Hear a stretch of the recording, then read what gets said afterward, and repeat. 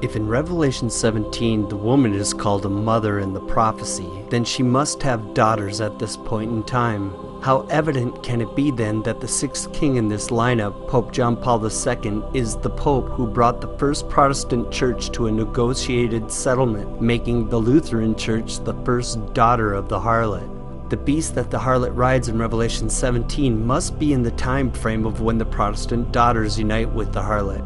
The first Protestant church to actually sign a joint declaration of faith with the harlot mother was the Lutheran Church in 1999. So isn't it conspicuous that the sixth papal king since the healing of the head wound is also who organized that ecumenical agreement with the Lutherans?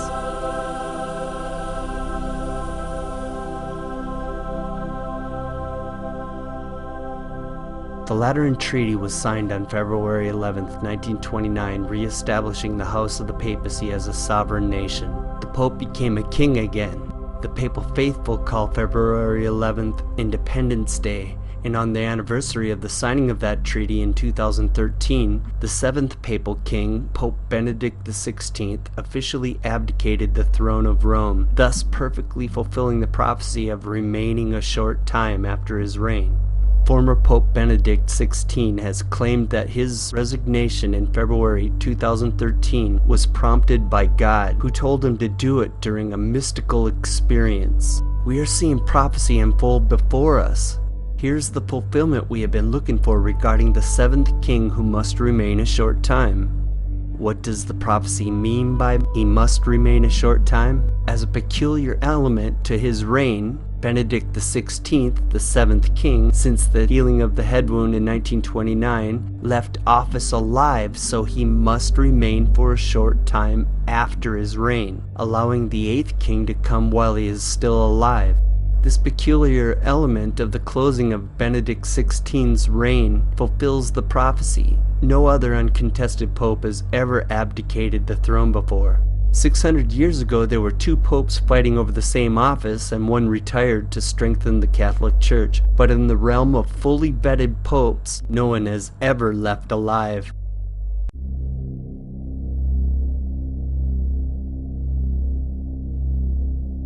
Just after the seventh king of Revelation 17, Pope Benedict XVI announced his resignation on the anniversary of the signing of the Lateran Treaty, February 11, 2013, lightning struck the pinnacle of the dome of St. Peter's Basilica not once but twice. We all know how rare that is. This picture was taken at the moment of the second lightning strike. I can find no other records of the basilica ever being hit by lightning before, so it's not a common occurrence. This was a sign from God. How ironic that St. Peter's Basilica has an ancient graven image of Zeus, the god of lightning, that they renamed St. Peter after acquiring it as its main attraction. Pope Benedict XVI is the seventh king of Revelation 17, and now we are in the time of the eighth king. Praise God, Jesus will be here very soon.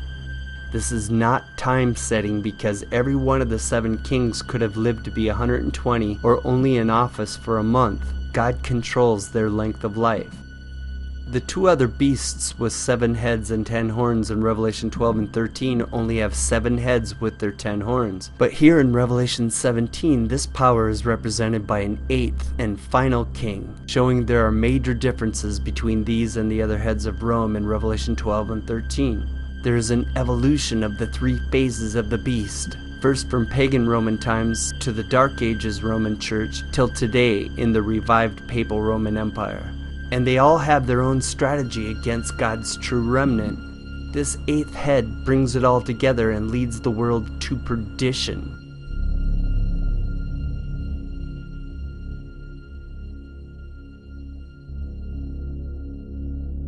These are our clues to prove whether what I've been led to understand is from God or from Satan, for God wrote prophecy for an example to prove who is being motivated by the Spirit of truth. If they speak not according to this word, or their words fail to come true if claimed to be from God, there is no light in them. So does what I claim to be from God add up? The first clue is that this 8th king would be the beast that was and is not. This is an obvious reference to the beast before this end-time manifestation, the beast of the Dark Ages, the second phase of Rome that reigned for 1260 years and which passed away after the head wound was inflicted in 1798. So what was the power of the beast in the Dark Ages? Throughout Christendom, Protestantism was menaced by formidable foes.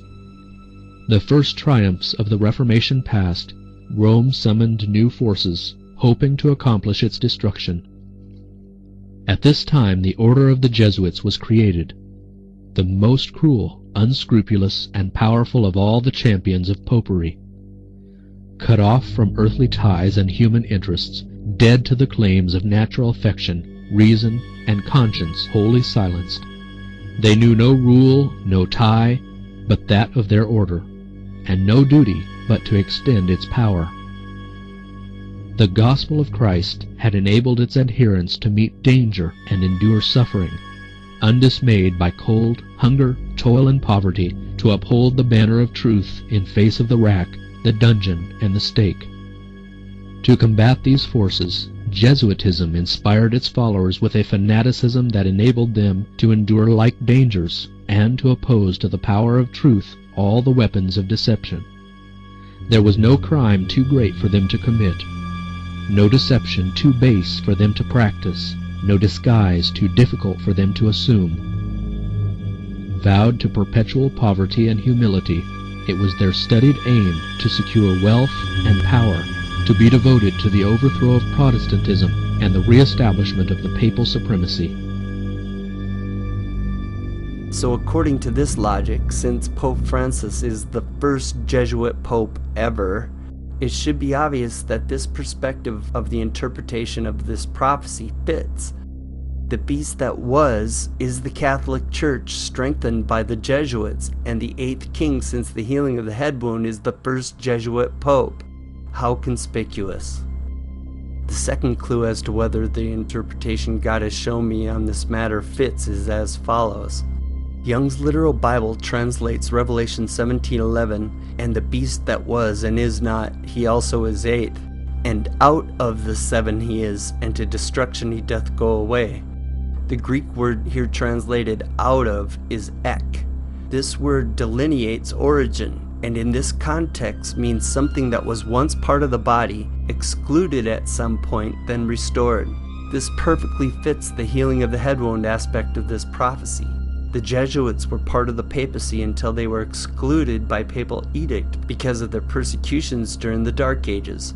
Separated from the papal government by the demands of the governments of Europe, Pope John Paul II, the 6th papal king since the healing, the one who is in the vision, restored the Jesuits to Rome. Pope Francis, the 8th papal king, completely heals the head wound because he is the first Jesuit pope, restoring with greater power than ever the persecuting power of the papacy.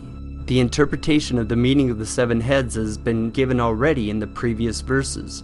Here is the mind that is having wisdom. The 7 heads are 7 mountains upon which the woman doth sit, and there are 7 kings. The 7 heads are 7 hills and 7 kings, or 7 kings who come from the kingdom of the 7 hills. And as shown before, Rome has been called the city of 7 hills since being called Rome. I stand before you to say that this verse is proven to mean the 8th king comes from out of the territory of the kingdom of Rome, restoring the persecuting power of the beast. He comes from out of Europe. Pope Francis comes from Argentina in South America, from way beyond the mountains of Europe. They have a word for this. They call him Ultramonta, or from beyond the hills. This is a common phrase in Rome. In the perspective of the vision, John was taken to the time of the 6th king, but is here trying to describe the reign of the 8th king who is still future from the time John was taken to. Again, this is proven in the previous verse, the other is not yet come. John is shown the future from the perspective of the 6th king. So in verse 11, the angel is describing how the Jesuit beast of the Dark Ages will be renewed in this 8th papal king, Pope Francis. But since John is seeing this from the perspective of the 6th king, he says, out of the 7 he is at that time, and that he would come from out of the Roman kingdom to restore what was removed from the beast. So this is the evidence of what God has shown me. Pope Francis is the first Jesuit pope, which fulfills the beast that was and is not element of this prophecy. And Pope Francis is the first pope to be elected from out of the territory of ancient Rome. Isn't it conspicuous that the first resolution introduced to the United States Congress on behalf of Pope Francis has as its 2 first and main points for honoring him the facts that he is the first elected from out of Europe and the first Jesuit pope, perfectly fitting the prophecy of Revelation 17:11. The United States is honoring Pope Francis for fulfilling prophecy. These exact 2 points are addressed for the 8th king prophecy of Revelation 17. He is not from Europe, and he is a Jesuit, the ferocious part of the beast that was and is not, excluded from Europe after the deadly wound, then recently fully reintroduced by Pope John Paul II, who restructured them to be more accountable to the Pope. So it was the 6th papal king, John Paul II, who really brought the Jesuits back to Rome in modern times. Now the 8th papal king since the healing is a Jesuit, and is being honored by America for being the first American Jesuit pope.